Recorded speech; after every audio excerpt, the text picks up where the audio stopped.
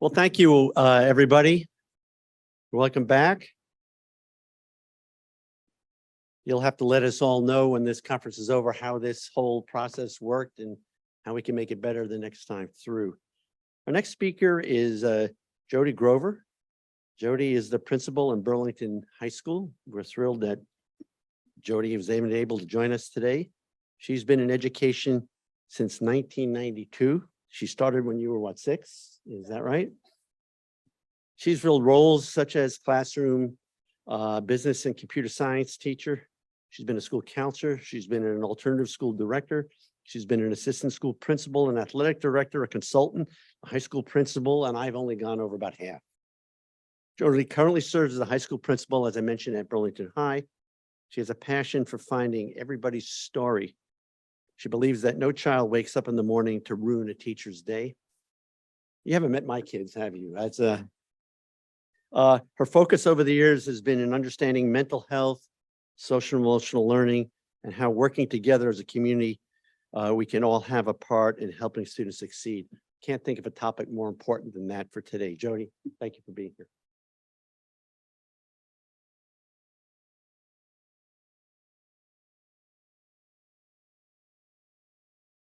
All right.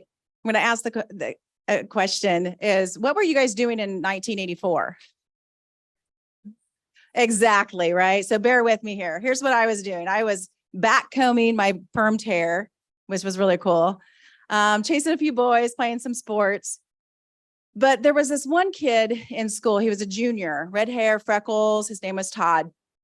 And good kid, played in the band. He sang in the choir, was in the plays. In the spring of his junior year, his parents got a phone call from the school. They said that their son had gotten on the choir competition bus intoxicated. We were all shocked at school because we knew his parents didn't drink. And of course, some of our kids thought it was cool, right? But the rest of us wondered, how hard can a competition be that this kid has to drink before he goes? So let's fast forward to 3.5 weeks ago in my office. A student came in and said, Mrs. Grover, somebody showed me they have something in their cooler and it doesn't smell very good. Welcome to my life. So I had to go to check out what was in this cooler. So I asked this young man and I said, is there something in your cooler that you're not supposed to have? And he said, yes. Now, this is the sweetest, kindest, young sophomore student, never been in trouble. And we walked to my office and I opened up the cooler. Well, he was very creative because there were the little tubs of Jell-O shots, all different colors, a big syringe of Jell-O shots. And he had been taking some during the morning. So he was having a pretty good morning. So I asked him, I said, what made you feel like you wanted to bring this to school today? And he said, Mrs. Grover, it's the last week of school. I just wanted to feel good. I want to fast forward then, or we're going to go back a little bit. When Todd was in high school, he's very smart kid, but didn't get good grades. So he applied to WAEI, was in Wichita Automotive and Electronic Institute, and he went to school. Another phone call came. This time is from the hospital to his mom. Your son's been in a car accident. He's going in for knee surgery. You need to get here. She arrived at the hospital and went to the nurse's station and asked where her son was, said, he's been in a car accident. Is he out of surgery? The nurse looked at her and said, that's the least of your son's problems. As she was pointed to the 4th floor of the hospital, she walked upstairs to see the sign that said psych ward. She walked into the hospital room and saw that there was bandages on his knees, but then she looked and saw all the bandages on his arms. She had a long road ahead. Now, I said I've been in education for 30 years, and that's true. I know, I was 6 when I started. When my first year of teaching, I had a student that I was helping, honestly, balance a sheet in accounting. And he stood up, I'll say it the nice way. He told me to F off, and he walked out of the room. I was 22 years old, 4 months into my teaching, and I was cool. I was a cool teacher. And I froze and I almost cried. My principal, which was amazing, came in and said, well, you do know what's happening with his dad right now, right?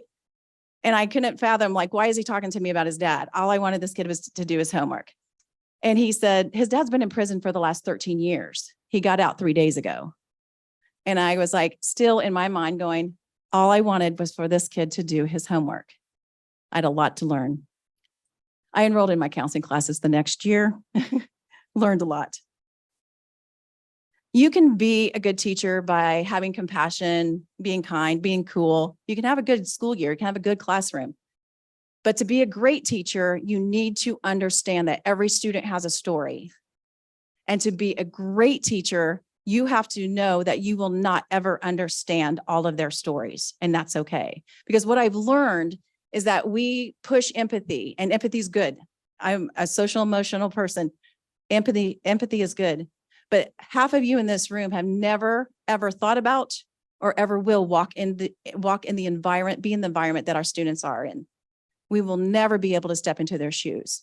So the most that you can do is have compassion, be genuine, be authentic, listen, be supportive, and most of all, be resourceful.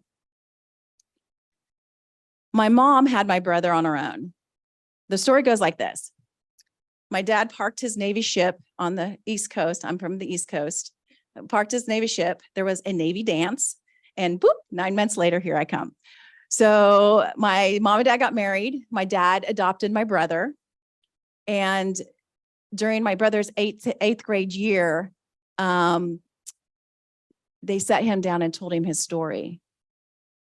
Because see, when he was 21, after he was in the car accident and we were working through things as a family, he came knocking on his sister's door.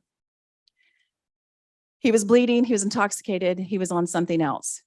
Took him to the hospital, and the doctor said I had to put over 100 stitches in his arms. The sister had to call her parents to come to the hospital at this time. When my parents arrived at the hospital, I was more mad than I was sad. I didn't understand and couldn't understand why anybody would do this to themselves, especially to my parents. It was 1980s. We didn't talk about it. There was no social media to expose it, and we kept it quiet. So my dad adopted my brother, sat him down his 8th grade year, and told him his story. It was a few years later that my brother started spiraling out of control. In 1999, I was pregnant with my 3rd child, and the doorbell rang, and it was 12:30 in the morning, and it was a police officer at my door. And my heart stopped because I knew there was only one person that this could be about. He said, your mom is trying to call you. You need to call her. I called my mom. The news that nobody ever wants to hear is that my brother had been shot and killed. Now, see, my brother was 32 at the time. He had his life straightened out. He was working. He was playing in a band. But a man in his 30s, a man that called Todd his friend, a man with mental illness, walked in, intoxicated, way over the limit, and shot him. So my brother's story ended. But let me tell you how I started the year. I started the year with reviewing 2 care plans for students that were hospitalized over the summer. And that is when you're doing a care plan in a school of making sure there's no sharp, I'm in high school, so sharp objects in the classroom, anything like that. We had to put the plan together. And when I met with these students, because by golly, I was going to meet with these students weekly, and I did create a great relationship with them. 3 common factors: relationships, those darn boyfriends and girlfriends, friends, and families. But I also, this is how I ended the school year. The last month and a half is 3 students were hospitalized for mental illness.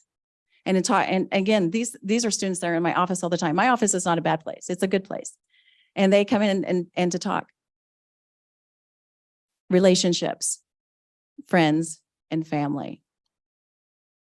Destructive behavior. So we've talked we've talked a little bit about what it's like for trauma, what it's like for our students with depression, anxiety. What I'm telling you is since 1984, since early on, mental health has not changed. It's the way we're talking about it. And we are getting progressive. The silence is breaking, and we need to continue to break that silence. Not every one of you in this room are mental health experts, and I get it. I'm not either. But with our ears, with our eyes, with our mouth, and with our heart, I challenge you this year to see the students for who they are. Hear their story. Speak to them with words of encouragement and support.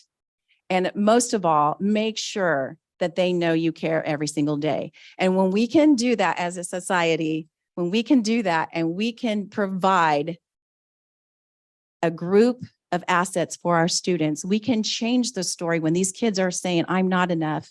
When am I enough? Because of all the pressures, we can turn that into, I am enough. I appreciate everything you guys do in education. I love my job every single day. I've never once in 30 years regretted getting up in the morning. I appreciate you, and this is my story.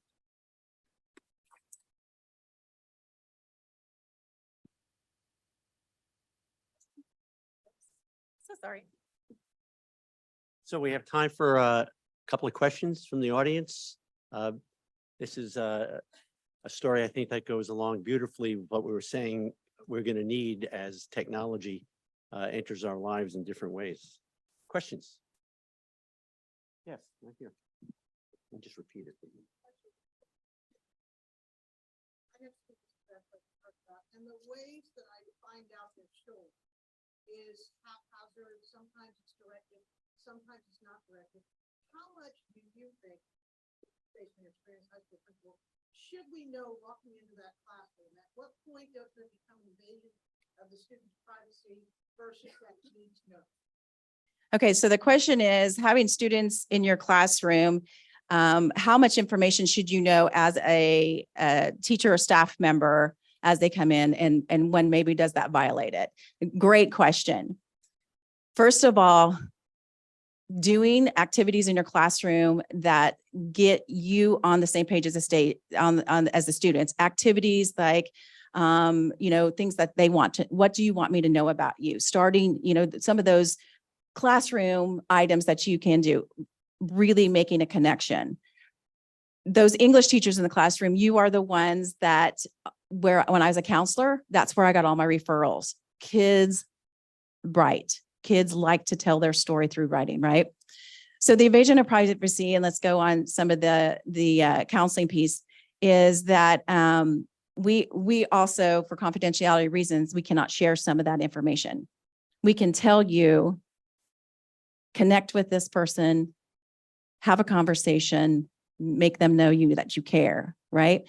Because I am a very firm believer that it is, and I've never, ever in 30 years eaten in the lounge, ever. And I hope you guys don't eat in the lounge. I hope your lounge is not toxic. It is not my story to share. It is their story to share, and they will share. And I trust me, people, when I say, we can say kids have changed, kids have not changed. They have been the same since the 80s, the 60s, the 70s, is that they're ready to talk about it. So continue your conversation, continue asking questions, saying, hey, I noticed, is there anything I can help you with today? When that kid is ready and they have that relationship with you and that trust is there, they're going to share that with you. But also be ready, because you're a mandated reporter.